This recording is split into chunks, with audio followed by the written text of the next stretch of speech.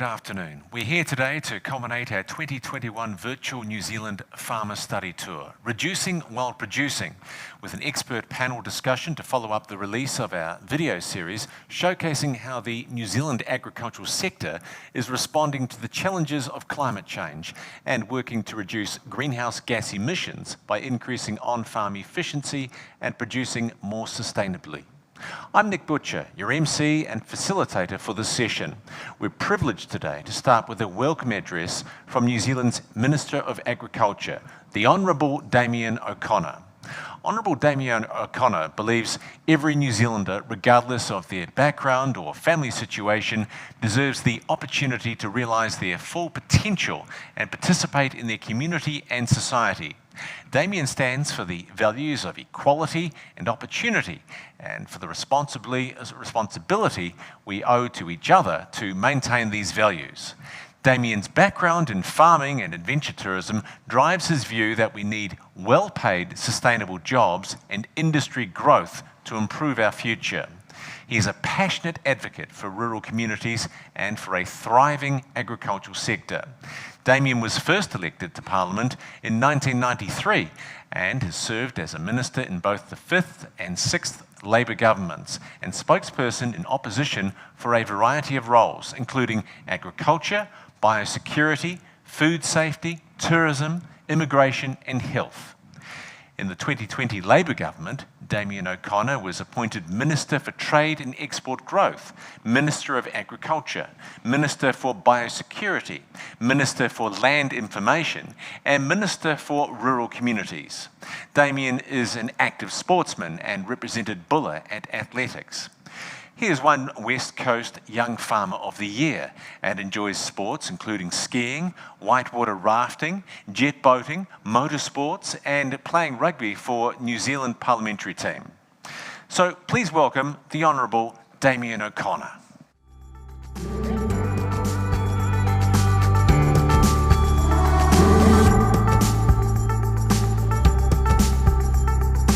Today and for following this week's New Zealand Virtual Farm Study Tour, Reducing While Producing. And welcome, Minister O'Connor. Well, thank you for joining us today and for following this week's New Zealand Virtual Farm Study Tour, Reducing While Producing. Look, I appreciate the openness and the warmth with which the New Zealand farming community have welcomed us onto their farms and to join the discussion and to tell their story in a uniquely Kiwi and New Zealand way. New Zealand is proud to be a founding member of the Global Research Alliance on Agricultural Greenhouse Gases. The GRA has become a very effective body for collaboration on mitigation science and capability building and has been very well served by a succession of capable and committed chairs and vice chairs. With Australia being confirmed last month as chair and Chile as vice chair, the GRA will continue to grow and deliver. The GRA is an alliance of 64 member countries, of which 15 are also APEC members, and 24 partner organisations working together globally to meet the challenges of growing more food while reducing our agricultural greenhouse gases. Partnerships with farmers are critical to achieving practical and adoptable mitigation options.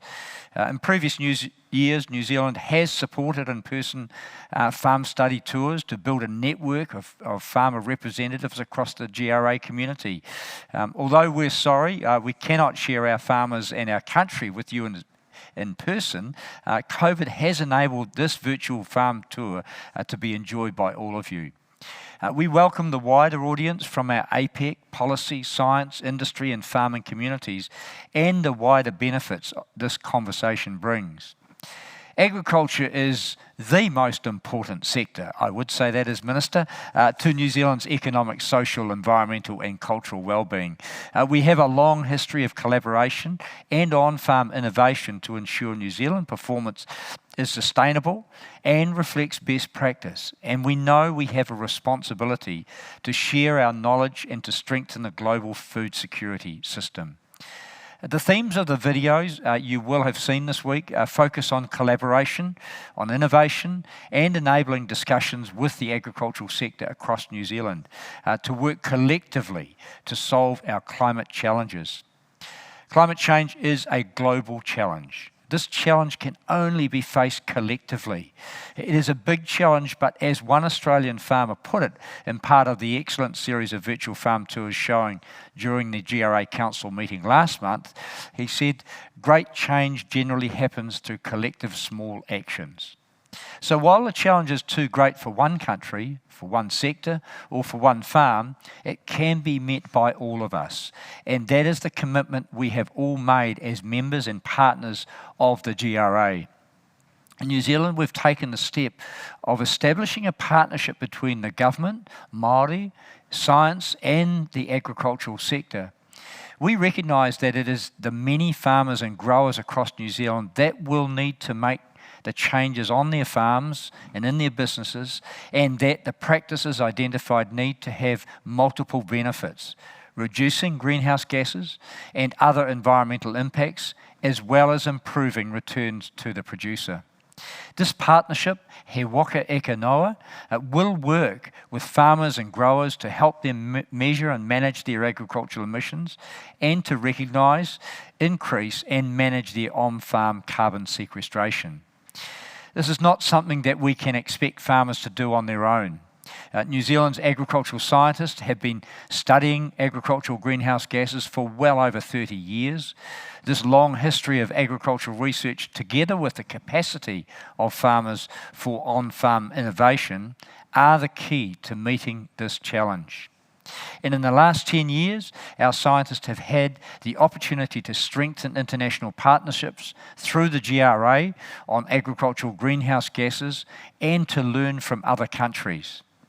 Today, the expert panel members will respond to your questions you've submitted over the past 3 days and any that may be generated through this discussion. Look, thank you for taking the time to engage on this important topic.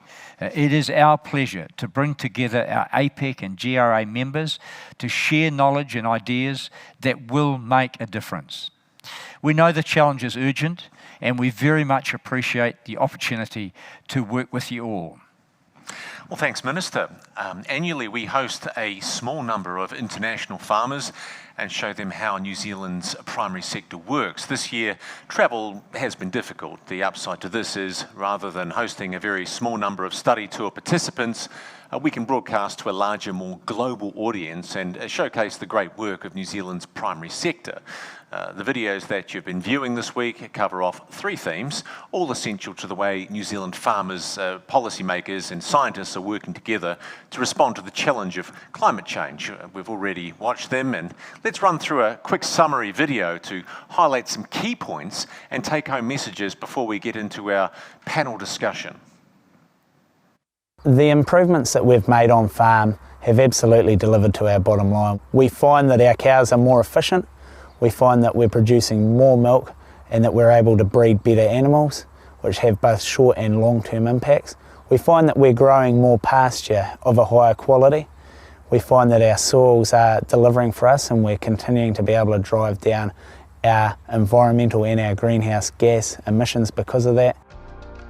In this series, Reducing While Producing, we take you on a virtual farm tour to look at how the New Zealand agricultural sector is responding to the challenges of climate change and working to reduce greenhouse gas emissions by increasing on-farm efficiency and producing more sustainably. We look at how farmers can collaborate with policymakers, scientists and industry. I think at the heart of what we've tried to do in New Zealand is base our policies on a climate goal. It's not just a matter of reducing emissions, it's containing global warming. Farmers are very adaptable people, and we're always confronting challenges, but we need a pathway to recognise, firstly, what are our emissions? What's my number out here when I look at my livestock component and the methane emissions? He Waka Eka Noa will give me, as a farmer, some tools to use so that I can identify that, and then we can look at mitigation strategies and ways that we can start to ramp back those emissions. We need to take a collective view and look at the natural resource and make some decision making around that. The collaboration between researchers and farmers and policymakers is absolutely critical going forward. It's something I feel really passionate about because there are intricacies in terms of how decisions and regulation are able to be implemented on farm. It's very important for Māori to be part of the equation around greenhouse gases. It's very important to have that engagement and that political engagement. If we want to get people together, the first thing I think is that people have to leave egos at the door, because sometimes I think scientists think they know everything, sometimes I think policy people think they know everything, and sometimes I think farmers think they know everything. So, you know, if we can at least be open and willing to listen and try to understand, I have no doubt we'll get to the right answers. We look at the need to innovate and take a science-led approach to our climate challenges. It was science here in the Taupō catchment that finally got farmers to truly understand the impact of their farming systems. You make far greater progress when you understand what the problem is and it's been happening on your farm. The more we can improve the water holding capacity of the soil, the more we can store water which nature is providing us naturally through rainfall. We know with the climate change modelling that we're probably going to see less natural rainfall. So our ability to capture and store as much of that as possible in our soil will be key going forward. I'd suggest we've doubled our yields over a 30-year period and reducing our nitrogen inputs from approximately 230 kilos of nitrogen down to 150.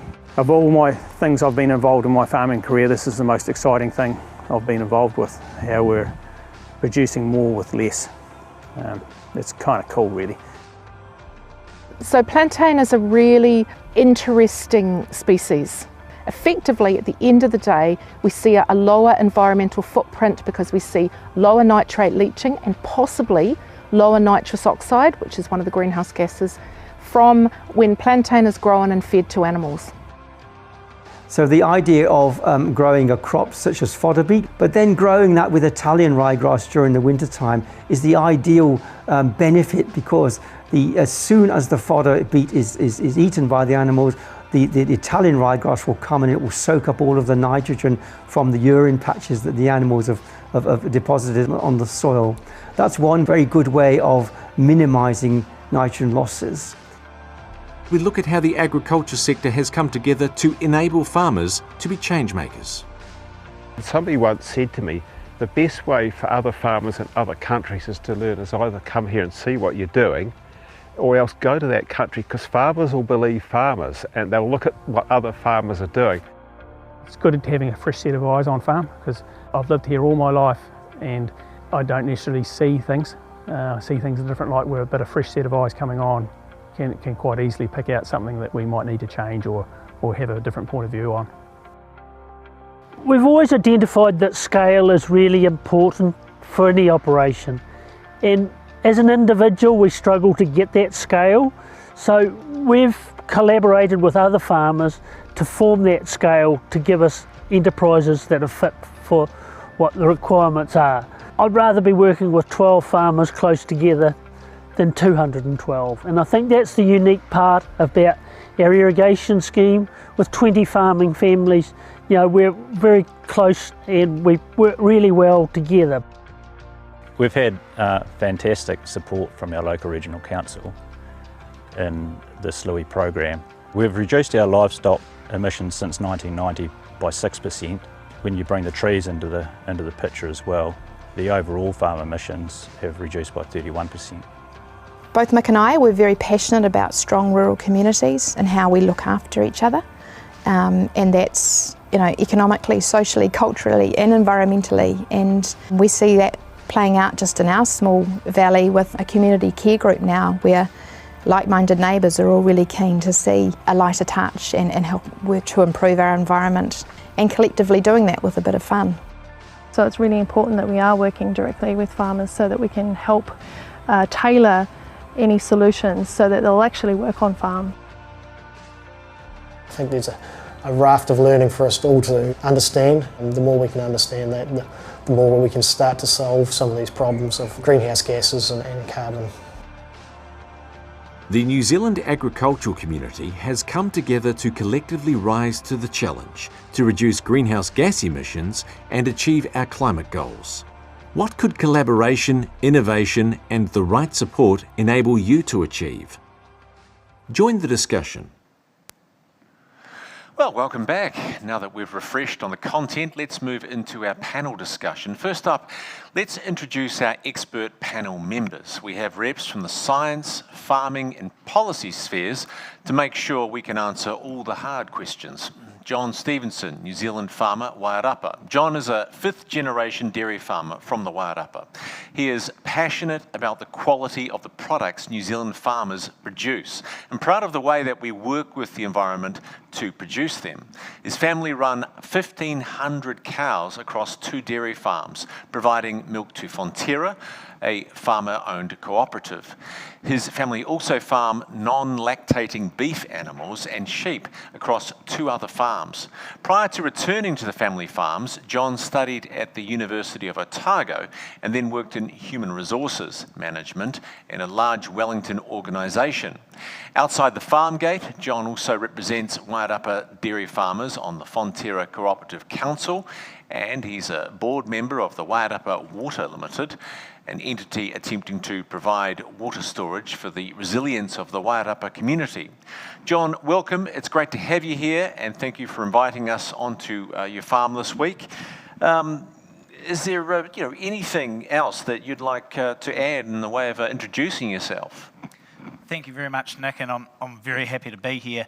I suppose just to add a couple of elements to the introduction you provided, I'm really passionate and excited about the future of farming in New Zealand. I think our pasture-based farming system puts us in a really good place in terms of our greenhouse gas emissions at the moment, but also understand that there's a long way to go. I'm excited about the innovations that will come through science and technology, but I also think it's really, really important that any future policy settings are not just delivering in terms of our overall national goals, but that they can be delivered and are financially viable at an on-farm level. So, I think farmers often look at some of this stuff as a bit of a hindrance, but my challenge would be to those watching that if we do get this right, there is a real opportunity here in terms of matching what we do on farm with what our consumers are expecting in the market.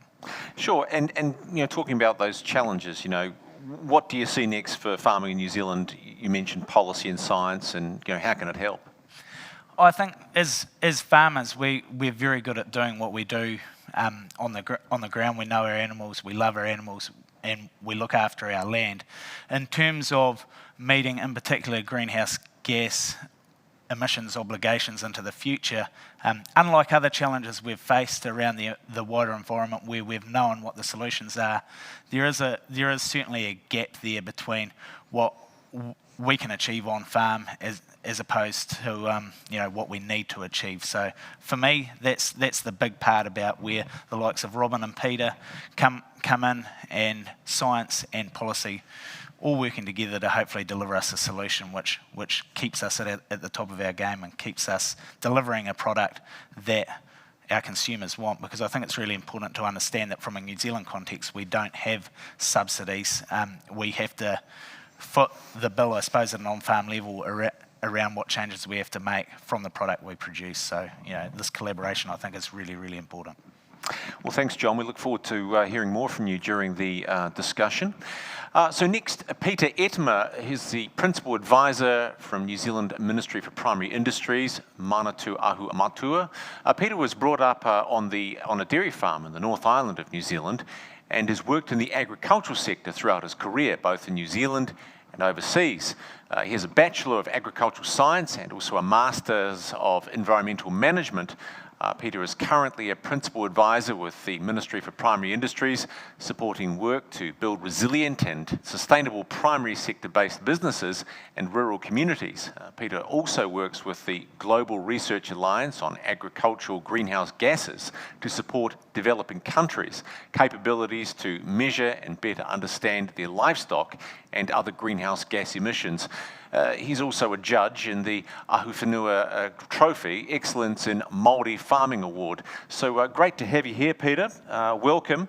Peter, how important is it that policy works with the primary sector in science, and what are some of the learnings from that New Zealand can share about how to build this cooperation?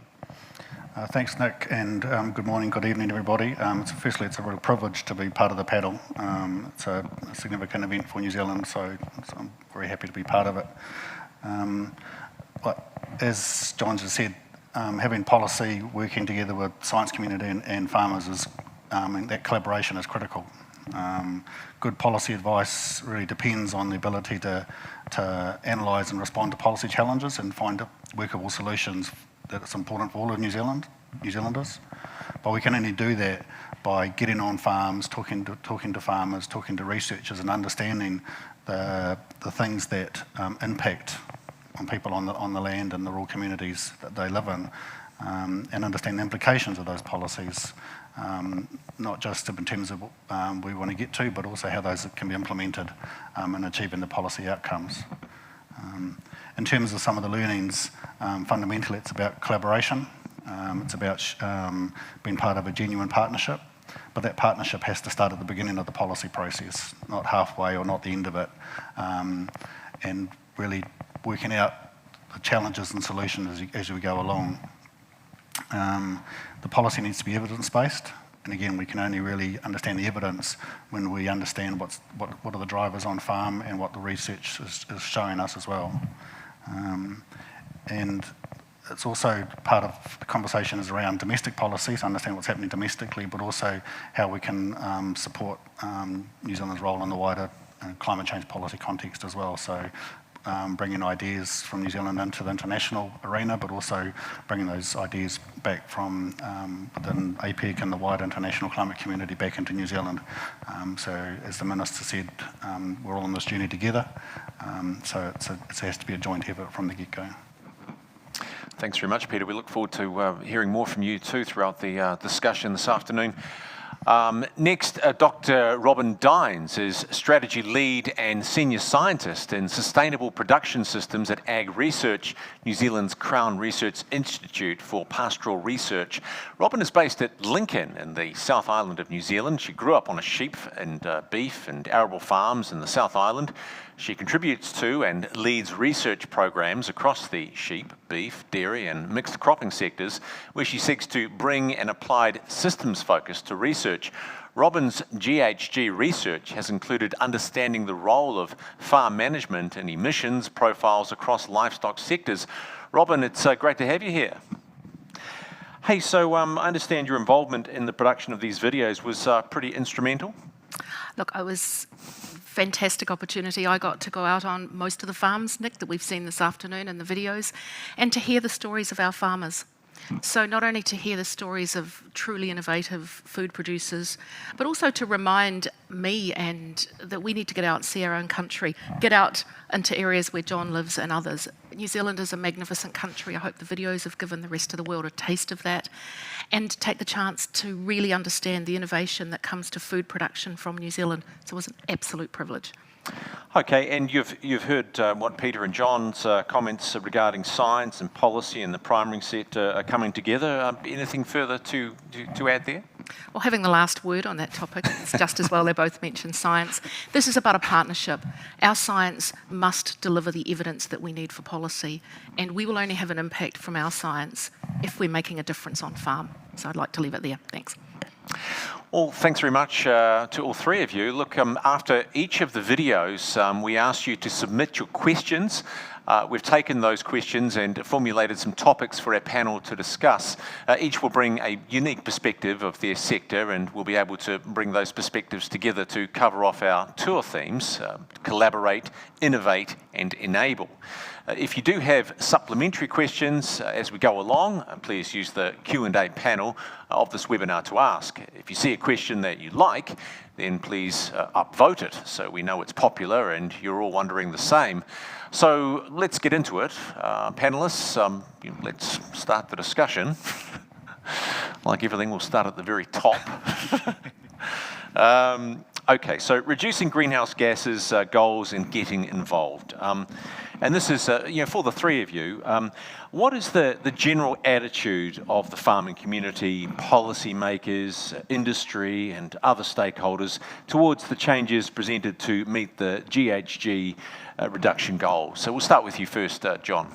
Thanks, Nick, and it's a really good question. I suppose it's hard to put all farmers into a single group around that. Clearly we have a number of farmers in New Zealand who are innovative and striving to do as much as they can around reducing their greenhouse gas emissions. But this is a topic which is relatively new in the New Zealand farming base. There's always been drivers around improving our efficiency, but in terms of knowing our number and looking to reduce our number, it is really new. So with that, there is a degree of apprehension, I suppose, amongst probably the bigger group of farmers around what this means for their farming businesses in the future. At a really high level, when you're looking at a reduction in greenhouse gases, probably your average farmer here in New Zealand looks at that and thinks, the only way to achieve that is through a reduction in our productive animals and therefore the flow on to the profitability of our businesses. So for me, that's probably where a lot of farmers sit, and I think that's where the challenge for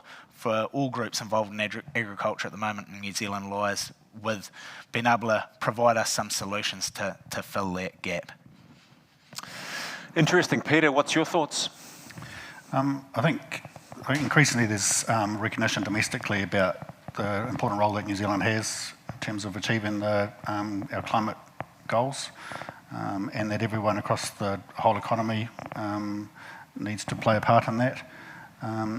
As John said, it is a sort of relatively new conversation, but I think the establishment of programs like He Waka Kanoa, as the Minister mentioned, we were bringing together farmers, government, the sector organisations and iwi Māori to have a joined up conversation, really shows that there's a real strong willingness and a maturity in those conversations developing, and really understanding how we can all go about achieving what the objectives are.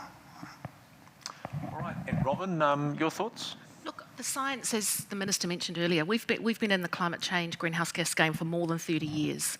Policy, an equally long time. And when I look at our industry bodies, I think our industry bodies, processors, John, they're really all on board now.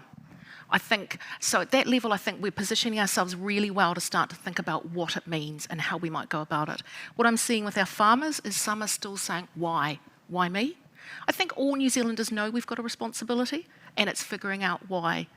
Accepting the why, moving to the what and how. And I think many farmers are starting to think more about the what, which is great. Our industries and our policy and our science is there as well. Part of it now is us working out how we partner with you on that journey as we look at the solutions. Yeah. Well, it's great that you're starting the conversations and they're underway. So this next question is directed at you, Peter. And what are the reduction goals for methane and nitrous oxide? And is net zero achievable for methane, nitrous oxide, and carbon dioxide? So last year, the New Zealand government passed the Zero Carbon Act as part of our climate change response. And in that we set some targets domestically for emissions. So the key greenhouse gas emissions reduction targets are to reduce net emissions for all greenhouse gases except biogenic methane to zero by 2050. And for biogenic methane, 10% from 2017 levels by 2030. And then a range which is still being worked through of between 24 and 47% by 2050.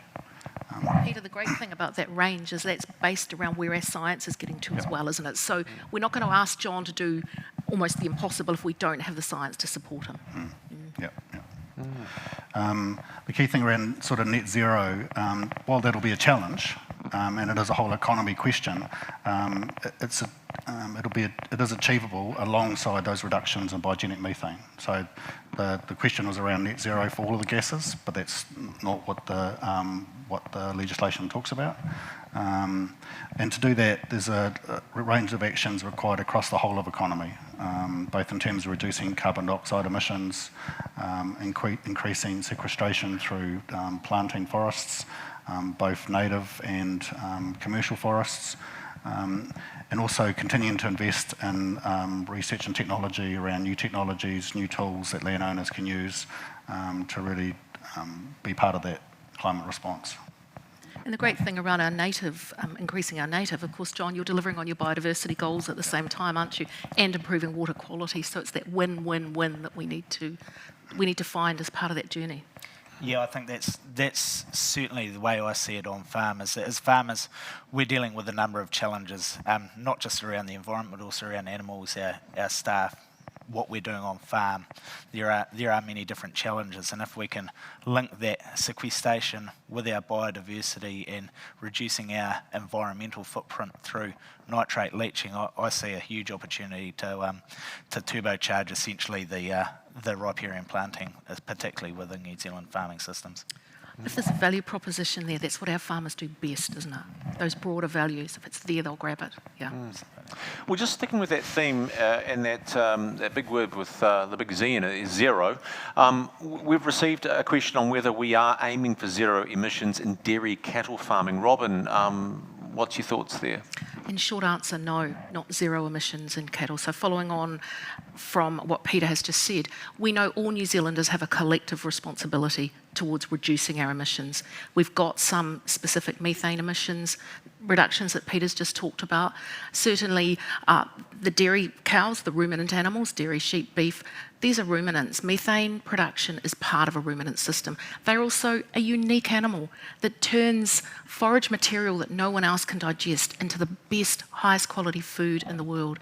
So we've got realistic targets, I'd like to think, Peter. It's not going to be easy, John. There's going to be some real stretches there. We're on a target to reduction, but we're certainly not aiming for zero.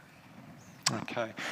This is a question for the three of you to answer, and that is, how many farmers are really interested in adopting technologies to mitigate environmental impact? I'm happy to take the lead on that one, Nick. I think in terms of technologies to reduce our impact, if farmers aren't on board with it, they should be. In the short, that for me is what's going to fill the gap around what we're doing now and what we need to be doing in the future. Many of us have seen the benefit in terms of an efficiency gain around implementing on-farm innovations, and you would have seen that through the videos across a variety of sectors. I think we as New Zealand farmers have done really well up to now, but the challenge is to keep going, and data-based decision making will become more and more of a key factor in on-farm decision making, because there's an increasing requirement for us to provide information around auditing what we do. And to Robin's earlier point, I think this has not just been led from the government. We're seeing really strong links from our consumers internationally around what they want, and for me, that's what makes this such a cohesive story and such the right thing to be doing at an on-farm level. As I said earlier, it's just about making sure that we can achieve it in a manageable fashion, which retains profitability but also achieves change. So, John, picking up that point, if we've got a consumer demand, if there's a value proposition for our farmers, there'll be 100% of our farmers on board. Mm-hmm. You farm in a free market economy. You take those signals, you adapt, you're agile. So if those signals are there, if the value's there, they'll be 100% on board. It might not be easy, but if the value proposition's high enough, if the policy signals align, they're going to give us a shunt as well, Peter, but 100% if the value's there, you reckon? And I think, well, absolutely. And I think holistically, most farmers understand that it's the right thing to do. I think, Robin, the key factor in all of this is the timeline to achieve change and the unknown around what science will deliver in that interim period. So I think that's always important to bear in mind. And I do see great alignment in terms of the end goal, but it's the timeline's how we get there, what's required in the interim, and what support do farmers get on the ground to be able to implement that. I think that timeline is true for our whole economy, not only agriculture. And I think the great partnership between farmers, science and policy, Peter, is in that we're going to check in on how the science is going, and we will adjust accordingly. So I think New Zealand is doing a great job in how it's choosing to innovate by collaborating. Absolutely. Peter, what do you think? Well, I think the first thing is that farmers have been adopting technologies and looking to mitigate their environmental impacts for some time. This isn't a new conversation. Farmers have been investing in fencing and effluent management, genetics, they've been retiring land, planting trees, and they've also been investing in themselves, building their own knowledge up, building the knowledge of their staff and the people who work around them. And we've seen on the 3 videos, the farmers that are talking are really talking about the things that they've been implementing, both in terms of themselves and also the technology, using sensors, the models to understand what the emissions number is. So this is a continuation of something that's been going on for a while, and there's certainly the conversations are having to get deeper, particularly around freshwater in New Zealand, but emissions as well. But we can build on the experiences that have already gone before that. And as Robin said, we've been researching some of this for 30 years as well, so there's a lot of information out there. Okay, well, here's a question that might be, possibly contentious. How do we ensure farmers are recognised and rewarded for doing the right thing for environmental sustainability? John, Peter, what's your thoughts on that? I think, again, it's about having the policy settings right. I think, we've got farmers along quite a continuum in terms of their own sustainability journey, particularly, depending what industry you are, what age cycle you're in, how long you've been on the property, what sort of debt you have. There are a huge variety of factors in there. I think it's really important for me that those who have been aspirational up to now are recognised and rewarded in any sort of future emissions calculation. I think that's really important. But I also think that how we frame this up for our farmers is really important. I like the use of the word incentive that you use there, Nick, because that's for me is if we want farmers to get on board and we want to see change across the farming sector, we need to make it attractive, as opposed to heading along to a meeting and learning about proposed emission reductions and coming out thinking, man, how am I going to achieve that? I think it's really important that there is some incentives put around it, there's some context put around what the consumer wants, and that it becomes an aspirational goal that farmers are happy to strive towards. So that incentive part, what it looks like, I'm not sure, but I think that's a really, really important part. The second part to it, if I may for just a second, is the role of supporting farmers through that journey. I think that's where the likes of AgriSearch, MPI, and a whole raft of rural professionals are going to be required to equip us farmers with the knowledge around what we need to do at an on-farm level. What do you think, Peter and Robin, in regards to ensuring farmers are recognised and rewarded for doing the right thing for environmental sustainability? I think the key thing around government supporting farmers and making some of these changes is that there's a lot of investment and co-investment that's been going on in research. The government has said domestically that we know that it's a challenge, and there's a lot of work alongside the sectors and research to again look at tools, as I was saying. In New Zealand, we look at the use of farm environmental planning as a tool to enable farmers and growers across the sector to understand where their emissions are coming from. So that co-funding and research is really critical. Yeah. So in terms of the incentives, we need a research pipeline that is going to have the future as well. But we New Zealanders need to stand up and applaud our farmers, because our farmers are exceptional food producers of the safest, highest quality food. And I hear a lot of our farmers tell me, I wish we were acknowledged for how good we are. That needs to start at home. That needs to start inside our communities, because I think that's part of that incentive, John. I don't think it's definitely about viability financial. It's also about all of us recognising safe, high quality food and what it delivers to our whole economy. And I think sort of the way we farm, Robin, is unique in that we're farming out in the environment. Our animals are out in the environment. Which means that we have to work with the environment. We have to work with our weather conditions. We have to work with the increasing burden of climate change. And I think I really what you say resonates with me. And I think the ultimate incentive for us as farmers is feeling good about what we do, but also getting that reward and seeing that I suppose incentive come through from the markets for producing great quality food in a more sustainable, auditable fashion. You're right. We've got to demonstrate. We've got to tell our story and be able to back it up, evidence-based. Yeah, to our policy and to our food.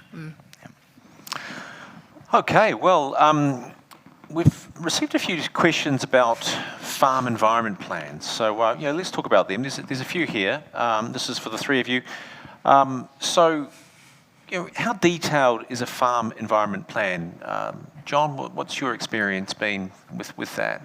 So on our farm, we have a farm environment plan, Nick, implemented on behalf of or by our cooperative Fonterra. That they've facilitated that. They've got some fairly aspirational goals around delivering farm environment plans and having every farmer have one by 2025.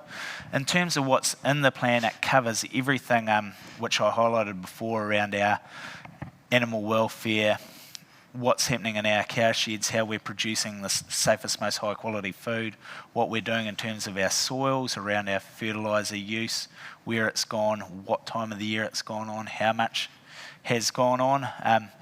What it also has, we drive around, make sure that that's an on-farm visit, make sure that all waterways are fenced, that things like areas of silage where we store supplementary feed, that they're adequate, that we have plans if we do encounter adverse weather events. So, they are really detailed. I understand PDMPI is doing some work around bringing that farm environment plan process together with some of these further greenhouse gas aspirations and making it more of a cross-sector thing, which I think is really good, because Nick, as a farmer, the one thing I hate doing is having to re-enter data in more than one place. So the more collaboration we get around this, I think the more we'll enable farmers to be able to do what they need to do around not just recording their data, but being able to show that we are acting in the manner in which we should on farm. Okay, and something else within a question within the questions here is the role of the farmer in the farm environment plan. From what you've just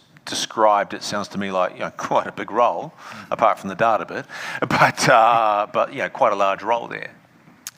Yeah, absolutely. I'm not sure if you want to add anything to that. One of the things I'd like to come back to you on, John, I think there's two things about farm environment plan. You've really described one that enables you to demonstrate to your milk supply company that you're doing everything they might expect. There's another side, is I've seen your children. You have a vision. Your father had a vision. You've got a vision for what you want your farm to look like as you had it to the 6th and 7th generations. We can't be lost in only meeting regulation, because every farmer I come across has their vision. And a lot of the time it was in your head. Now you need to put it down and perhaps in more detail. But it's to that vision for future generations that I'm interested in as well. Yeah. And just continuing with that too, so when you're putting the plan together, another one of the questions, within the questions is that, whether there are mitigation measures proposed in the plan. Well, it sounds to me like, there is, and you're talking about being, 5th generation and the future. Absolutely. There are a number of mitigation measures that are aspirational within our farm environment plan. I'd like to note too that, the plan is to re-go through these environment plans every 2 years, and what Robin says is absolutely right, and it's something that I don't think farmers are as proud of as they should be, but we are often generational farmers. We're custodians of our land. I want our land to be there in as good a state as it can be, and improve the state of the land for my children. At the moment we're going through farm succession discussions, and naturally a part of that is not just what's the role of my wife and myself, but also what's the role of our children and what opportunities are they going to have. So farmers have a very long view in general in terms of what they do on their properties. And I think the other part to that long view, John, is that as the science, as we learn more about things, we discover practices that we used to in a time were good practice. We now know that they need to change. So what I like about your plan, you've got some aspirational things. They may well change as science delivers more information and as policy has another impact, isn't it? So it's a living document. Yep. Yeah. And one of the things that we've heard in the recordings, particularly around He Waka Kinawa, is the importance of farmers understanding their greenhouse gas emissions within a profitable business. As part of that process and that collaboration that's been going on within He Waka, the team released their first farm planning guidance for greenhouse gas emissions late last year. And so that's really the first toolkit that farmers have to better understand what their emissions number is, but also with how that emissions number is generated, and then starting to identify what the mitigation options are. And the wonderful thing about He Waka Eke Noa, it's a partnership between government, all of the industry sectors, rural, we've got everyone sitting under one umbrella, haven't we? To single messages, John, to clear, to clarity, to knowing that we're all on this journey together, and it's a partnership. It's a great example of what New Zealand industry does and how it collaborates with government. Couldn't agree more.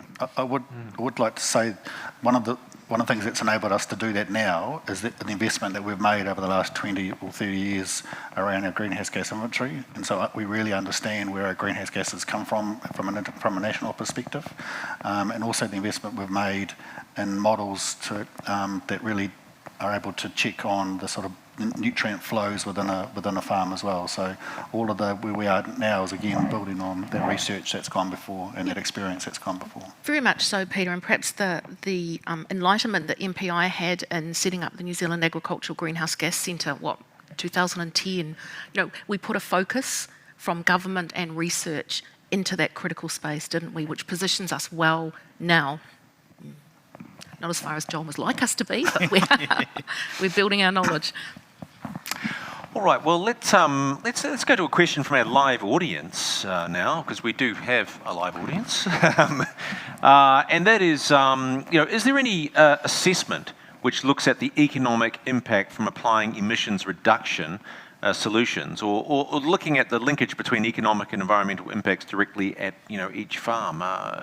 Peter, Robin? Well, from a policy perspective, absolutely. There's a huge amount of work that goes on understanding the implications of policy at the farm level, at the community level, nationally. Come back to what I said back at the start, that evidence-based policy, that knowing that information is critical in terms of the information that policymakers can then provide to our ministers for them to make the decisions that they want to make. So it's fundamental. And from a research perspective, I think we've got some really good examples where we've, through the NZAGRC, the Greenhouse Gas Research Centre, we've had funding to model current scenarios and model future scenarios with different mitigations in place, but it also point to some of New Zealand's research investment in the last decade, and including a partnership between government, the dairy sector and sheep and beef in the Pastoral 21 program. Now that had farmlet studies in the dairy sector right through New Zealand, and there was a current farm and a baseline farm and a future farm, and some of those sites had mitigations that were relevant to greenhouse gases. They were set up for water quality. We've looked at both. So we've actually been able to collect economic data at a scale that is closer, that it's becoming closer to a commercial scale. That's incredibly important, because at the centre of any decision is a human making a decision, isn't it? So until we test those component research pieces in a farm system, we don't fully understand them. John needs them to deliver at his systems level. I think I'd just like to congratulate the viewer, because that's a really pertinent question from a farmer's point of view. And when we have farmer meetings with our industry good bodies describing, what changes we've got coming up, that's usually one of the first questions is, what does it mean to my bottom line? Am I going to be able to achieve it? Is my farming business going to be able to be viable with these changes in place? So, I think it's the more hard data we see as farmers around that modelling and what it looks like in a farming system, I think the more comfortable we are with the approach. And I know nothing's ever perfect, and you never know exactly what it's like till it's inputted, but that's a key part to gaining the trust of farmers. And moving on from that kind of systems comparison, farmlet studies, we have an increasing amount of research which is participatory. So we're coming out onto your farm, we're agreeing on the questions that matter to farmers as we take our component research into systems. And then we're using our modelling alongside the measurements on farm, always being guided by the questions that matter most to you.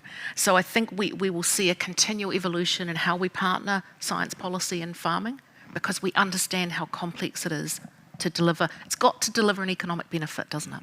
Yeah. Absolutely. Okay, well, look, thanks everyone. Look, another question that we have, which is sort of directed at you, John, and that is, from a farmer to a farmer. And that is that as a farmer who has been on this journey for a while now, what advice do you have for those who aren't quite at the same place yet? So I guess at the same place, where you're at. Yeah, it is a really good question, and I think when I look at the journey that we've been on, Nick, as a farming entity, and I love the phrase that Colin Hurst, one of our other farmers, used. Our philosophy on our farm has always been to do more with the same or more with less. And as farmers, I get a great buzz out of it, or as a dairy farmer in particular, because I get a scorecard at the end every day of how well I've done by how much milk's in the vat and how much milk gets picked up by the tanker. So I think if the train is coming on this stuff, for me it's pretty much already here. Our consumers are really wanting it, and as New Zealand farmers, say as a New Zealand dairy farmer, we export 95% of our product to the rest of the world, so we need to be meeting our consumer expectations around this. It's not going to go away as far as I'm concerned. There's some pretty clear evidence that climate change is happening, and we need to do what we can to mitigate it. And I can say from my own personal point of view, where we farm right next to the largest river in the Wairarapa, the Rumahanga River. We have really good soils, but we are seeing a lot more climate change events. We're seeing more flooding, but we're also seeing longer dry periods. So how we be resilient through those things and mitigate our climate change contribution is really, really important to a lot of farmers. And this is a particularly important question too, to the three of you. How does New Zealand industry, government and science make sure that the messages are getting through, particularly for those who may not have the access to electronic communications or to the preferred medium, because we know that some areas, internet can be a bit of a challenge.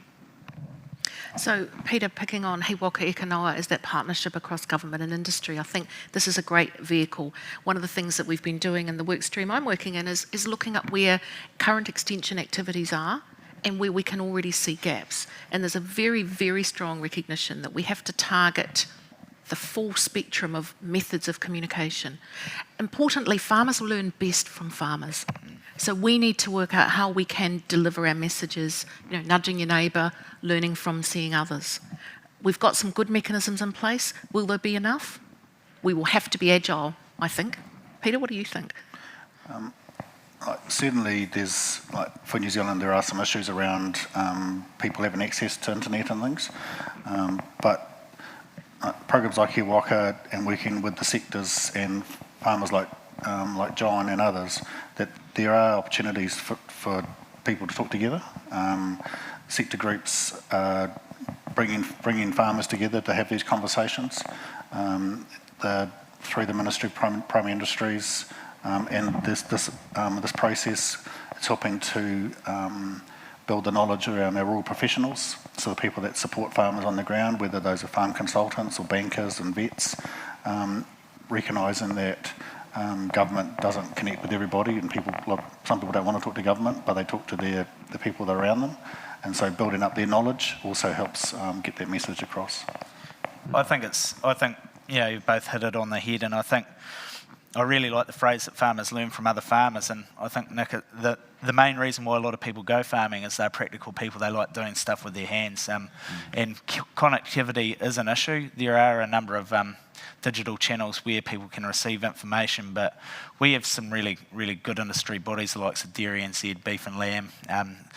For us, Fonterra, our cooperative, they're really effective at delivering us messages, running field days, and actually getting groups of farmers together where we can actually, rather than see something online, have an informed discussion about what's proposed and how to achieve it. And I think if we take a step back and look at what some of the industries have done around their environmental and nitrogen footprint, that's a really good model to go forward to tackle this greenhouse gas challenge. You've just said a really good point, informed discussion. So I really like the approach that Dairy NZ has taken, for example, with its climate change ambassadors.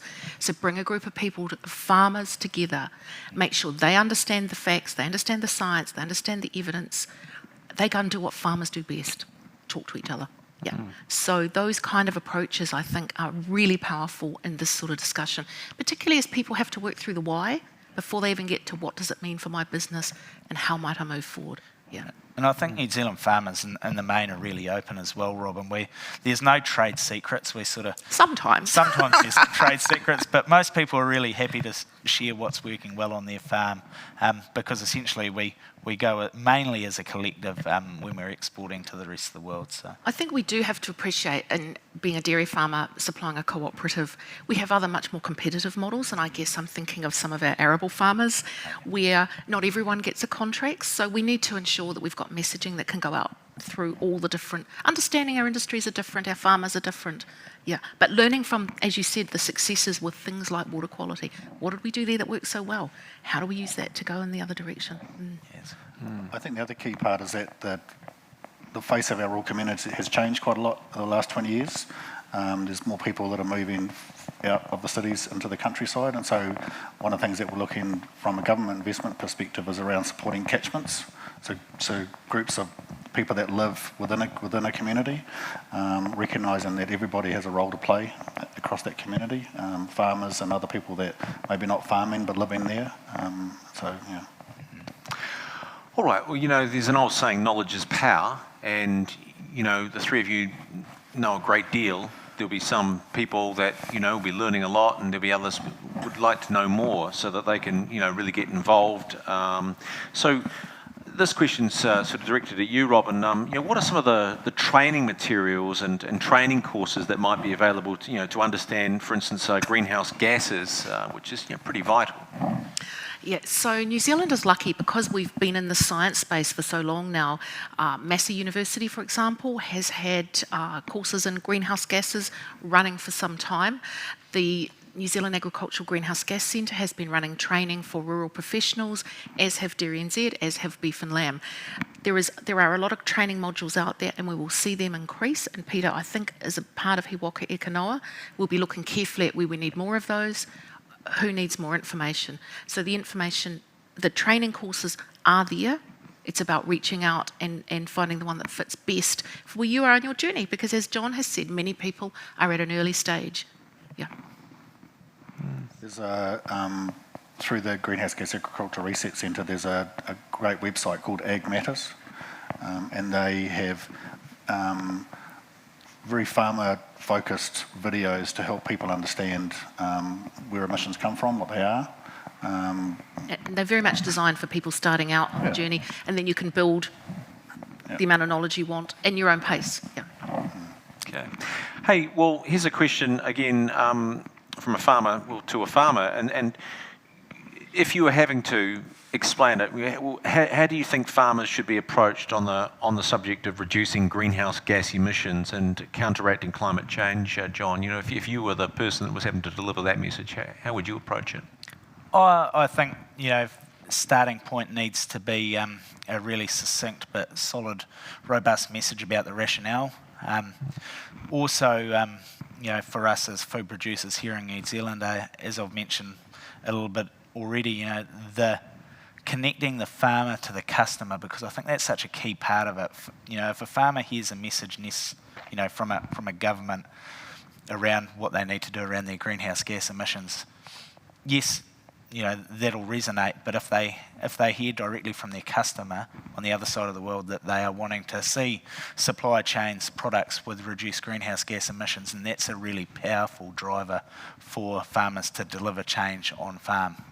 Because ultimately, as food producers, we are sellers of our product.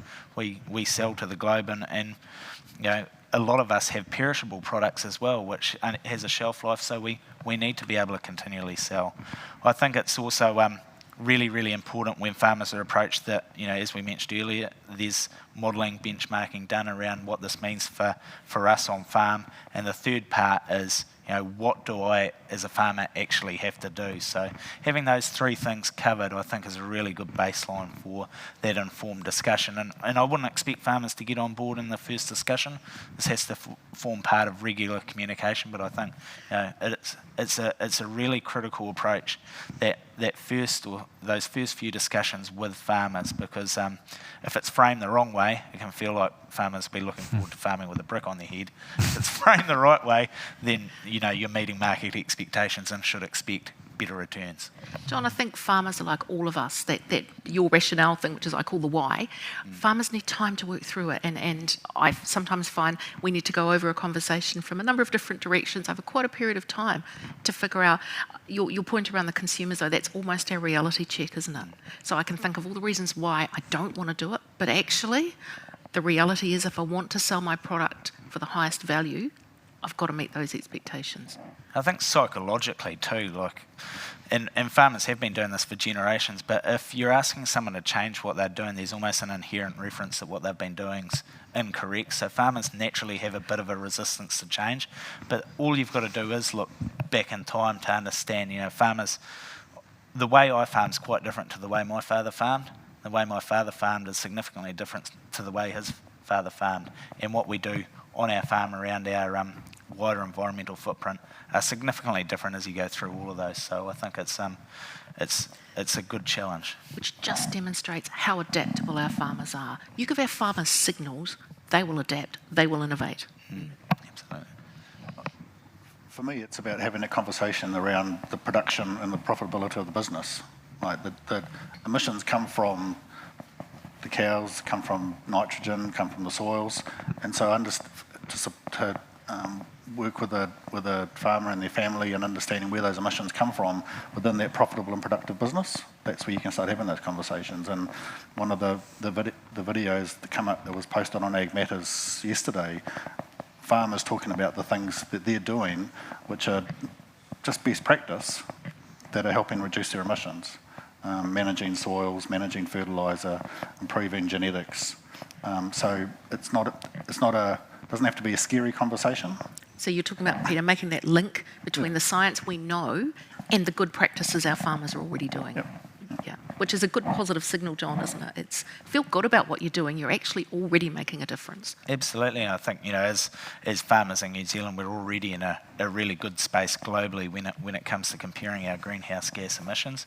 But for us, we need to keep improving. And certainly that consumer demand's still there. And our efficiency, we've grown our efficiency. We've been well practiced for a number of reasons at doing more with less, haven't we? I guess, Peter, our challenge going forward, where we've been driving production growth and efficiency growth, now we think about where best do we make those emission savings, isn't it? It's about... We focus on productivity rather than production. Yeah. Here's an interesting question. From a viewer, should we be focusing on one or other gender to ramp up involvement in farming? I'm happy to take the lead on that one. I can describe our farming system at home, Nick, and I suppose New Zealand's got a spectrum of genders and the roles that they perform on farm, and traditionally it might have been the man goes out and does the work and the lady looks after the home life, but I can tell you that's certainly not the case now. I employ a number of females, have employed a number of females, and when you look across all of our industries, there are females right up to manager level, owner level, and in our business at an ownership level, all both genders provide huge input. So for myself, I am probably more focused on productivity within our business. My wife Lisa, she's really focused around the environment and what can we, when are the appropriate times for us to continue to invest in aspirational environmental goals. So I think the synergy's really good in our relationship. Other relationships will be quite different, but I think there's certainly no stereotype would probably be what I'd describe. Well, it can be complementary, can't it? Absolutely. Well, to your point, John, there are a lot of women running their own businesses in their own right. There might not even be a bloke there. Yep. So there are women in all aspects of farming businesses. I think you make an interesting point that we sometimes see a really strong push from women around environment, around that nurturing space, which is a wonderful complementarity between the two of you, isn't it? I think it's a real challenge for us, Peter, when we think about our science and our extension and the opportunities, even to the time of day that we run field days. If the woman is the one who meets the school bus, are we as research and extension delivering our messages in the ways that are most useful. I think that's a real challenge to us, John. But certainly in the research we do involving farming partnerships, it's really, really important to have everybody at the table because they are all involved in the decision making. And often it's the woman who will be asking the hard questions around environment and providing the challenge, which is fantastic. Absolutely. The other part of that is it's not necessarily about gender particularly, but also it's about young people, about our rangatahi. Like how do we bring the kids and young people into these conversations, because they're, John was talking about secession, so it's thinking about that intergenerational conversation. I remember in one of the videos Mavis Mullins talked about intergenerational thinking, and that it's not about today's generation or the next one, it's the one after that, and so how we bring that wider perspective into both the policy context but also how things get acted on farms. I think the opportunity with the next generation is that they've come through an education system and into farming where regulation has been part of farming. It's all they've ever known, which is different to your father's generation, John, for example. So our younger people are also very globally connected. So there are a lot more perhaps opportunities in that why it matters. There's a different rhetoric coming through from our next generations. And we need that passion for change that young people bring to keep challenging us, don't we? So it's how we harness all of that energy as we tackle some of the biggest challenges we've had to tackle. Now, I think, a great example of, say, the New Zealand dairy industry is that we went through a considerable period of growth, and production was the focus as opposed to productivity. We've now plateaued off that, and productivity and reduction of emissions is clearly a focus. And I think of some of the discussions me and my father have, and they're sometimes two different philosophies clashing. And I think I've worked out an approach where I seed an idea, I give it a couple of days, and then come back and we have the proper discussion then. But I think in those interactions, I can imagine having those discussions with my children. Exactly. So it's practice for the next. I think that's interesting when you talk about the changes that are needed going forward. There's going to be more need for data as you make your decisions. We're going to think about our landscape with transparency from the kind of data and information that you can collect going forward. We watched that drone footage of your farm. If that drone was putting up onto your fridge a whole lot of information in real time all the time, enabling you to make earlier decisions. You talk to us on farm about, the risk of flooding now. You've got a lot more information about when the flood's going to arrive, but that can change your decision making for a positive environmental benefit, can't it? Absolutely. Absolutely. All right, well, moving on to your other questions, and this is sort of three questions in one. So, and perhaps directed at Robin, how do you find farmers get involved? What's their usual entry point, and how do you identify where to start and what to do? Just a warning to those farmers whose farms I visited, I've now got your phone numbers. So farmers get involved actually remarkably easily. It's never difficult to find farmers for participatory research or to interview. Farmers are naturally inquisitive, and farmers love to tell their story. So the best way to get farmers involved is in a participatory approach. So we don't turn up and say, we're going to do this on your farm. We turn up and say, with everything that's going on, we want to talk about the questions that you think that matter. Because we've come to the realisation that if farmers are with us defining the questions, the impact will be greater.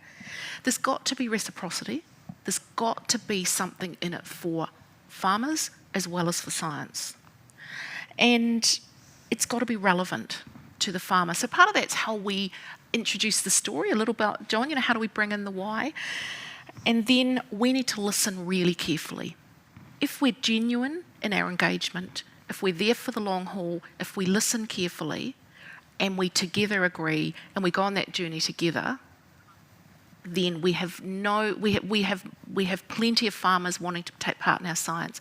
As a whole, I find if I go out to the farming community and explain why I want to get information from them, farmers are on board. They are collaborative by nature, they're innovative, they've got great stories to share, and they're incredible supporters of our research. They really are enormous supporters of what we do. They open their farm gates, they open their house to us, they make their data available, and the amount of in-kind support we get for our research from our farming communities is just massive. All right, well, here's another question from a viewer for Aotearoa to retain and grow thriving food and fibre sector, it's absolutely essential that farmers' voices are reflected in the development of policy. So what's the balance between policy rules and regulations being imposed on farmers now versus what technologies are currently available to be adopted? And perhaps, Peter, you might look at answering that one. I think most of the suite of regulations that are occurring at the moment for New Zealand is around freshwater. There are regulations that in the pipeline in terms of emissions, and they're part of our legislation through with He Waka But so there are already a range of technologies and things that farmers can do now to improve freshwater, and there's a lot of discussion around that in terms of fencing waterways, improved nitrogen management, improved management of soils. From a climate perspective, some of these same technologies, and we've talked about co-benefits before, can be used to reduce particularly nitrous oxide emissions. But there are some really great research that's going on around different types of crops that can help reduce emissions. There's a lot of fantastic work that's been facilitated through the Global Research Alliance, looking at improved genetics. So now we know that there's sheep that have got genetic markers around reduced methane, and there's work going on in the cattle industry now to look at that. But again, coming back to what we're saying around He Waka building that understanding around what your emissions are on farm is the critical part of that conversation. And there is time within the legislation for that to develop, for that understanding to develop, and to start having the conversations that we've been talking about and helping farmers understand what areas they can look to reduce emissions, as well as adapt to a changing climate, because we need to make sure that that's part of the conversation. And as I mentioned earlier, that like the first edition of the farm planning guidance around greenhouse gas emissions is a part of that conversation and part of the tools that we can use. In addition to the ongoing research that's going on, looking at new technologies, looking at methane inhibitors and the like. I think it's also really important, Peter, just to draw together your comments with Robin's earlier comments around, I suppose, not just government and research helping farmers understand, but also farmers helping research and government understand what this means at an on-farm level. And, I think sometimes, there can be a tendency for stuff to be done in silos, but I think, for me, if something's going to be implemented on farm, it has to be achievable, otherwise your ultimate end goal of change doesn't happen. And that's, in my circumstance, our farm's not too far away from Wellington, and I've always been, sometimes to the detriment of my own time, but really keen to have people over to give them an understanding, people from MPI or other policy groups or other research bodies, to just give a real good understanding of, hey, this is a farm, this is what this research or recommendation means. And I think that's where New Zealand's got a really good culture of collaboration, and I think that's absolutely key, because, as I said, if it's unachievable at an on-farm level, all the research and policy doesn't matter. We've still got to be able to get it to happen on the ground. You're right, and I think the increasing reliance on participatory research will be part, from a research perspective, what's needed. And I think the other thing we have to remember, particularly in areas like the Wairarapa and Canterbury, is that interdependency. It's that interdependency among our sheep beef farms, our dairy farms, our mixed cropping farms. It's a real strength of how we can be more agile as we look to a changing future. And we as scientists have to understand that changes we might suggest for one farm, there will be flow-ons amongst other sectors. And then to that point that you made earlier around catchments, Peter, so we've got catchment dependencies and we've got cross-sectoral dependencies. They're part of the power of the strength of what we do, and we need to understand it from a research question, from a policy, so that we better understand how we're going to impact on what all farmers are doing. Robin and I certainly had many discussions when we were travelling around our farm in terms of policy application on farm, and do you look at it at a singular on-farm level or a catchment level, and certainly I was strongly of the view that it should be looked at, and I reference it in the first video around at a catchment level, because implementing a reduction of, say, emissions at 15 or 30% across every single farm, yes, that may have an effect, but looking at it, our catchments are often so interdependent that there may be opportunities for land use change to be supported and reducing emissions through that way. So I think it's often the harder route, but I think ultimately it's the more successful way at reaching our end goal. We've got to do both, don't we? We've got to take the farmer and the entire catchment on the journey. Absolutely. Each have really critical roles to our ultimate success. Yeah.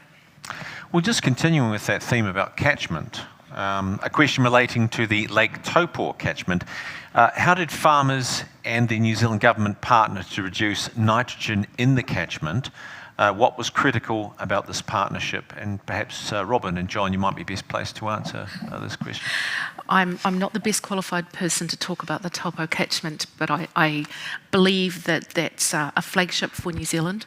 It was one of the first times when landowners within a large catchment came together with government to bring about an outcome for one of our most iconic places, being Lake Taupo. And what we saw was a partnership between the government and the farmers, and in my limited understanding, we had the Lake Taupo Trust, and that partnership has led to inherent changes in thinking amongst all members of the catchment, and then the catchment has driven, enabled by the government partnership, the catchment has driven change to land use. So we've seen substantial areas go into forestry, we've seen a reduction in intensity, people farming under a cap, and we're seeing positive outcomes that we know will deliver for the lake in future generations. Critical to that was that partnership that was a strong enabler of the coming together.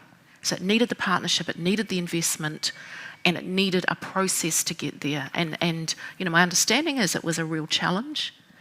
And the rest of us, I guess, John, come behind what was learnt from that. So should we look to that flagship and say, what did we learn from that? We learnt partnership, we learnt innovation, we learnt farmers will innovate with a target. They will find new ways of doing things. Critical to that also is the value proposition, of course, and we think to Taupo beef and some of those fabulous examples of where they've built a higher value supply chain.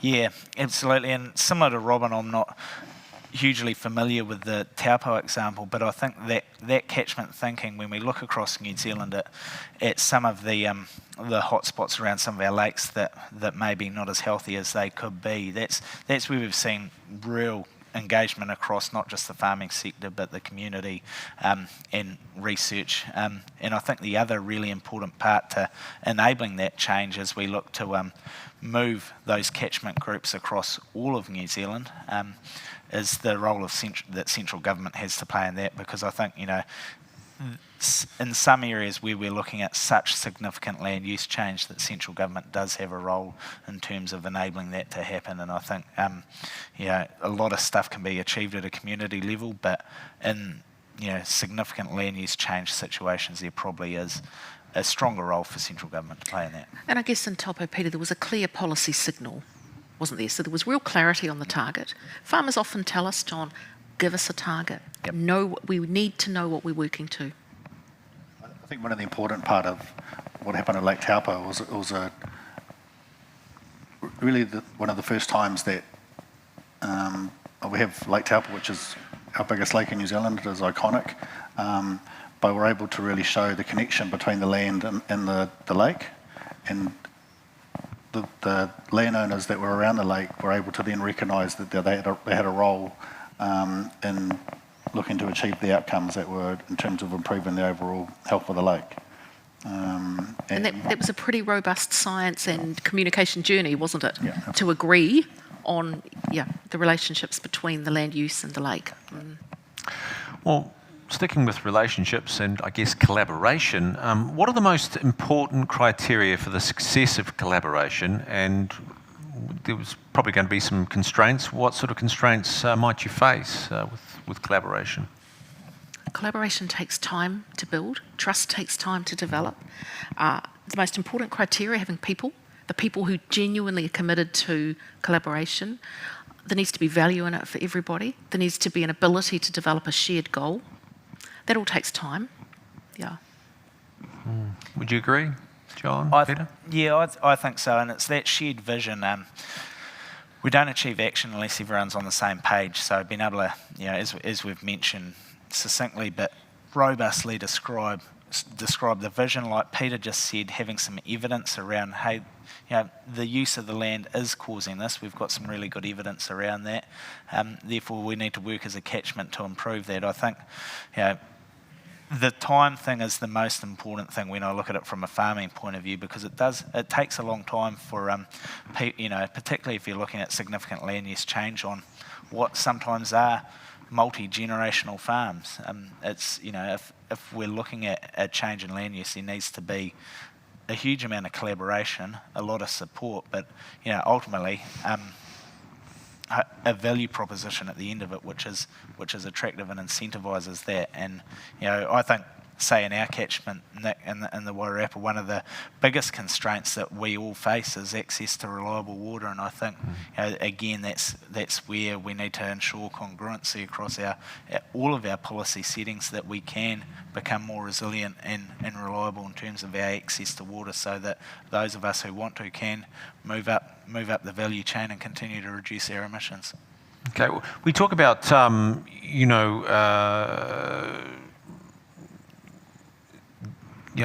this whole journey that that people are on, that farmers are on. So, is there a way that central government can assist farmers, in this journey? John, Peter? Yeah, I strongly believe there's a role for central government to play in this journey, and what I'm talking about there, I'm not talking in terms of subsidies or anything like that, but I think the investment in science, research and technological development, that's where I see the gap being filled, and I think there's a big role for the government to play in terms of, alongside industry bodies, in terms of incentivising that. I also think that that farmers are going to need a lot of support. I've held meetings in the last week with a number of farming groups around some sustainability incentives that are being introduced by Fonterra, and for me it's those mum and dad farmers that have small land holdings which are going to need the support. Some of these farmers are at their, probably towards the closer to the end of their farming life than the start. When we speak about connectivity, that's an issue for them. So I think that on-farm support around how that Robin talks about is really, really important. And as I just referenced in that previous question, I think wider government support around climate reducing mechanisms like the likes of water storage. Right across New Zealand, we're seeing, particularly on the East Coast, we're seeing increased challenges that climate change are bringing. Not necessarily overall a massive decrease in rain, but certainly during the summer months, increased dry periods and hot days. And I think that it's really, really important that as a progressive community, for all of our community, not just our farmers, that central government continues to support and invest in water storage schemes for all of our communities. I think there's a range of different things that the New Zealand government is doing. So they're working in programs like He Waka Kanoa and looking to develop tools and build knowledge around emissions at the farm level, working with industry, looking across sectors, but also it's recognising that some of these issues are bigger than, as the Minister said, bigger than just one person and one business. And so looking at investing in research that so has public good aspect to it, things that are good for nationally, and we have particular funds that we use to do that, but also recognising that the issues that affecting agriculture around the world, reducing emissions, adapting to climate change, improving food efficiency, again, those are collaborative approaches, and New Zealand Government through the Global Research Alliance is investing in research and bringing scientists together and farmers together to look to identify solutions that are going to be beneficial for everybody. So there's a So the government is looking to invest across a range of different places, recognising that climate change doesn't have one question and one answer. And I think part of that, Peter, is that our research landscape probably is going to need to change as well. And I'm thinking to things like soil carbon, the need to have much longer term data collection, intergenerational data collection, for a want of a better term. And also if we're to go to more participatory type approaches to ensure we get impact from that science, we need more seasons, because John needs the confidence it's not going to work just in one season or two, but 3, 4, 5 to get the kind of variation to test that we're robust. So I think there's a number of changes that we're going to need to think about to meet these future needs in a changing climate, as well as in that changing climate of regulation and expectation. Okay, well, we've talked a lot about farming differently, and I guess a key question might be, what helps influence farmers to farm differently? Is it their neighbours? Is it the catchment? Is it industry bodies? Environmental award opportunities? Is it legislation? What would be your thoughts on sort of that sort of thing? I think what influences farmers comes from a number of sources, and as you described, Nick, there are plenty of them. I think inherently farmers are really proud of what they produce. My wife probably gets sick of it when we go to a bar with our friends or out for dinner. We often talk about what we're doing on farm and what sort of milk we're producing, what's our productivity like, what are we putting on, what crops are we putting in to protect from summer drought or winter where it doesn't grow so much. So I think farmers are really proud of what they do. They do talk to farmers. Fellow farmers are really influential. Ultimately, it's markets that really do determine behaviour and policy settings from government that determine behaviour, because one, we can't do what we do if it's outside of the policy settings of the government. That's really important. Farmers won't do that, are unable to do that. But two, farming needs to be a commercial viable operation, and governments can't prop that up in terms of subsidies from my point of view. So I think it's really important that whatever we do on farm is we cover the costs of doing it and are able to continue to live with what we get from selling our products. So there won't be a one-size-fits-all approach in terms of what influences farmers' decision making, but it is, farmers are very proud of what they do. To change, they need that evidence and they need to see that market return and be able to do it. So the evidence and the value, isn't it? Farmers will take things up where they can see the value. That's the clearest signal, isn't it? I can see the value because it's going to take out of my day something that's hard or difficult. The value, it's not only a dollar value, there's a range of values associated with why farmers will move. Absolutely. Yeah. At the end of the day, as farmers who farm in a free market economy, back to your point, it's got to be financially viable, as well as all of those other metrics the values that are important to you as a business and as a family.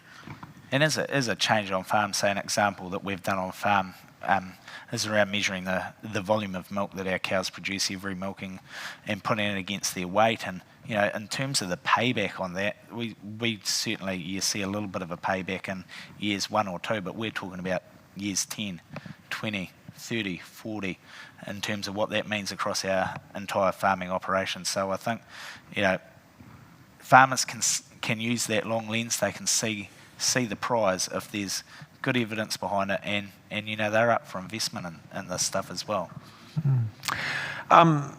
Land use is something that people talk about, and this is a question from the audience about land use and land use change.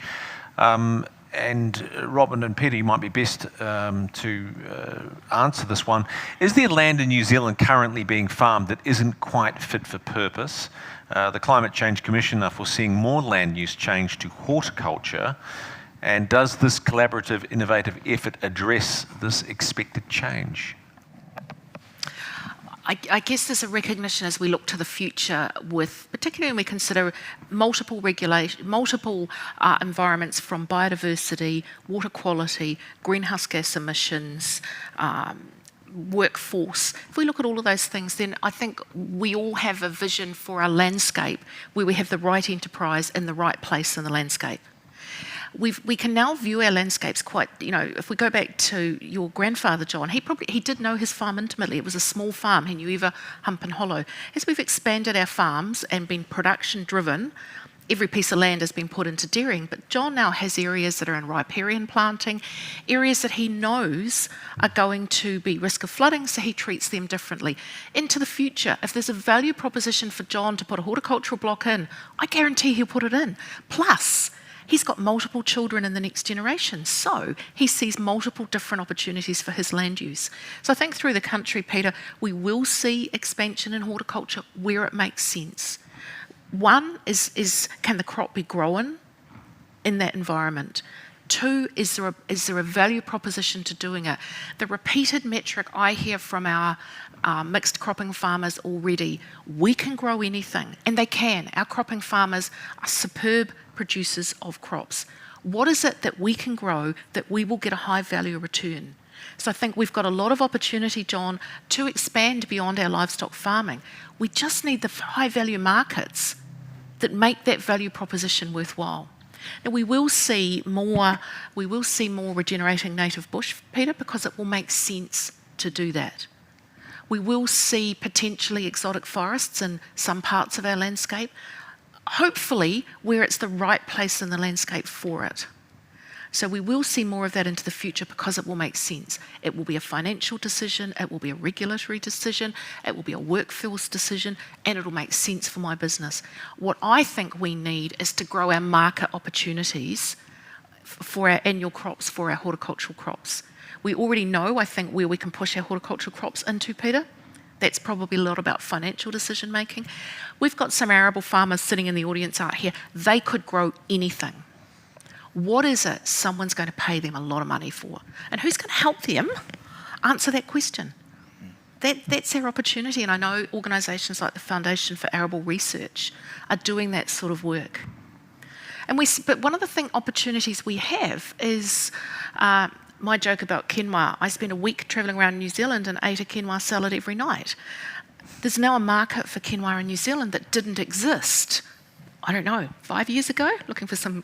So we will see those changing opportunities. If the value's there, people will grab it. No, I think too, when we're looking at land use change, sometimes we've got to understand the ownership mechanisms around it. So if I wanted to put 20% of my land into horticulture, I don't necessarily want to learn how to be a horticulturist. I've got plenty on my plate in terms of being a dairy farmer. So, how do we transition that? Is it a lease arrangement, or in some other areas of the country where we've seen smaller holdings face, I suppose, horticulture coming around them, their land value has gone up such that they've thought, hey, look, I'm at the end of my farming career. I'm happy to say goodbye to livestock farming and sell my land. So you're seeing, land use change across an entire farm in that perspective. But I think it always needs to be balanced, as we spoke about, Robin, earlier, with what is our benchmarking, what's our modelling tell us in terms of the returns of that? Is it not just 2 or 3 years of returns? Can we forecast 20 years of solid returns? What's the market research like? Is that going to hold up? And from a livestock perspective, there will always be a strong demand for livestock products as well. So what areas of our catchments are best to maintain that, and who are the most efficient at doing it, and where can we concentrate those? Because I think that's it. We're really lucky in New Zealand that we're not a monoculture in terms of our agricultural land use. I think we've got plenty of options, and we just need to nurture them all. It's the right enterprise in the right place, and the opportunity that different business models might create into the future. Yeah. Okay, what about the question, within the question there, about whether there is land in New Zealand currently being farmed that isn't quite fit for purpose? What's your thoughts on that? Well, there's certainly areas of New Zealand that are particularly highly erodible, so there are impacts of sediment into waterways that are steep hill country that you could argue, no, they shouldn't be farmed, they'd probably better to be in bush. The good thing that we have in New Zealand now is there are opportunities to earn income from that steep hill country, both in terms of exotic forestry, but also other products, whether that be through honey or other non-forest wood products, and also now carbon through our emissions trading scheme. So I think the definition of farming is changing a little as well, and that, particularly that really steep country, there are other options that that livestock farmers can look at utilising that land. But that doesn't mean that they have to go out of farming. That means about looking at the whole landscape that your farm's on. That's where the farm plans again come into that conversation, because you can then start interrogating each bits of your farm and looking at what is the best land use of that land across the whole landscape, whether it's steep country, more rolling hill country, or flat land. We're also seeing, as Robin's just sort of talked about, that farmers are really innovative, and they're looking to be profitable and also pragmatic. And so we're looking at, there's a whole lot of new crops in New Zealand, like quinoa in parts of the country. The government's also working with landowners for different crops in the far north that we've never seen in New Zealand before, like some peanuts and things, and looking at different options. So Peter, I'm going to pick up on the peanuts because I think that's a brilliant example. We have seen peanuts before, we have trialled them before. The different now is that we've got Pic's peanut butter. So we've got a market lined up beside a crop growing. Same with quinoa. Foundation for Arable Research trialled quinoa, I don't know, 15 years ago and probably 15 years before that. But now, urban dwellers want to buy ancient grains and things that are healthy for us, so we've got a market opportunity. I think we do recognise, Nick, that there are some catchments in New Zealand that are known to be under pressure. This is quite a challenge for New Zealand though, because each farm entity within that catchment is a business in its own right. So as we see regulation within these catchments, we will see farmers make decisions, as you just said, John. Some will choose, as we saw around Lake Taupo, to sell their farm, and others will see the opportunity potentially for a land use change. So these things are not going to happen suddenly, and to your point, there's quite a long transition that we're going to need, and what are the options? Because we will see horticulture grow, but that's on a relatively small hectares relative to the whole of New Zealand. So catchments will find solutions because the signals will drive them in particular, but at the end of the day, it's individual business owners that will make those decisions. And I think in terms of, Robin, the way that we look forward as well, often we're looking forward at the moment through what we know we need to do now. Yep. And as a livestock farmer, there are high hopes around things like feed additives and vaccines, and what other technologies may come in the future to reduce our greenhouse gas emissions without necessarily going through land use change. So I think it's there's a group of farmers that are really anxiously awaiting that research and development, but there are also reality bites in the meantime, and for some of us, we genuinely need to look at what we're doing on our land. Absolutely. Well, it's been a really great discussion this afternoon. We've got a little bit of time for a couple more questions. So let's go there. So a comment from one of our audience actually is that the success of the Lake Taupo catchment nitrogen cap is largely down to the largest landowner around the lake, Ngāti Te Wharetora farming entities. They say without their buy-in, it's debatable the objectives of the Lake Taupo Protection Trust would have been realised. Would you agree? Again, that's down to that collaboration, and in that case, I guess it was an inbuilt collaboration. Okay.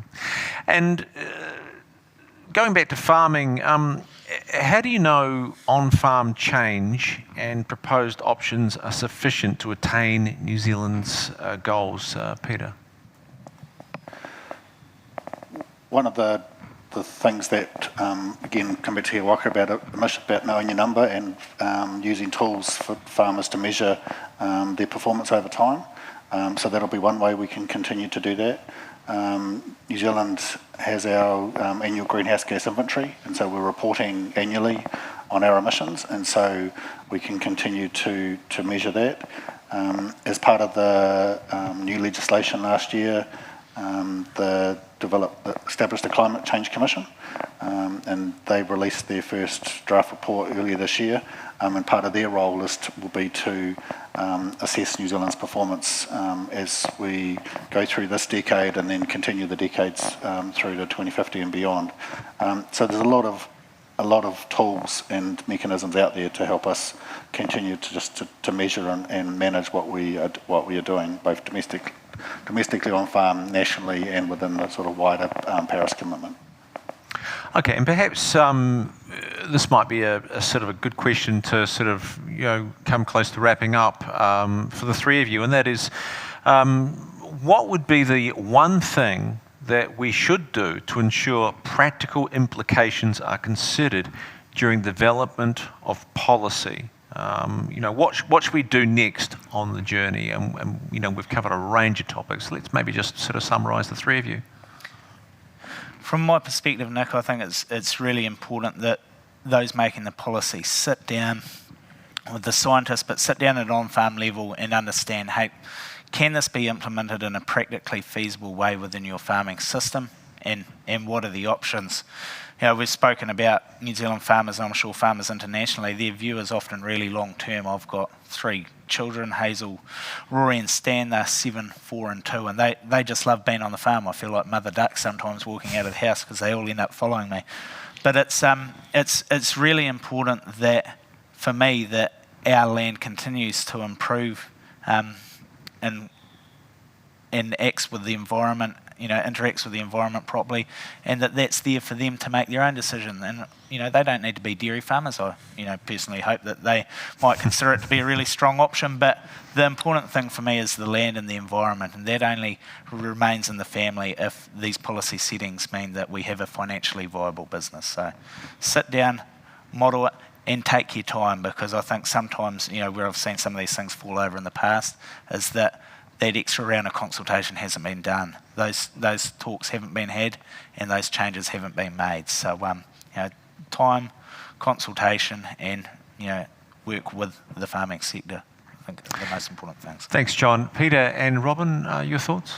I think John's probably said in a nutshell. I think that it's the importance of open communication, collaboration, understanding where everyone's coming from, because there are different drivers that the different parties have. I think with organisations like Iwaka, Global Research Alliance, those collaborations are happening, and they're happening now, and they're real partnerships. And I think fundamentally, from a policy perspective, like, we recognise agriculture has a significant part of New Zealand's economy, and we want to keep being able to provide high quality nutritious food and fibre to a global community. So being able to continue those conversations around the table on farms, in the boardrooms, and around the sort of global research community is really critical. So. Thanks, Peter. And Robin, quickly, your thoughts? What we need to have policy that is going to work is it has to be fit for purpose. Fit for purpose policy requires data. We have 5 dominant soil orders in New Zealand. We need data. We need to invest in science early. We need a research pipeline. Ideally, we need to be testing some of these theories and participatory applied research out on farm before we get to the policy development, Peter. But to do that, we need a research investment early. We need a pipeline. We need to have that participatory engagement so we understand how that component science will be implemented by a farmer making their own decisions. We'll understand the consequences and the unintended consequences of what the data shows us. That would help us develop robust policy that's fit for purpose here in your region as well as in other places. Well, John, Peter, Robin, it's been a huge discussion this afternoon. I've certainly learned a lot. I'm sure our audience has here and around the world. But things have come to an end. We're nearing 90 minutes, and we've gone through a huge range of topics. managed to get through the majority of submitted and live questions, which is great. We hope you're all feeling excited about and also empowered by the New Zealand approach to collaboration and innovation to enable the agricultural sector to reduce greenhouse gas emissions through increasing on-farm efficiency and producing more sustainably. Responding to the challenges of climate change is extraordinarily important to maintaining both New Zealand's economic and environmental position. Thank you to our panellists for being with us today. We hope that this week has provided our international economic partners, scientists and farming communities with more knowledge of New Zealand's farm systems and our approach to reducing agricultural greenhouse gas emissions. So thank you and good evening.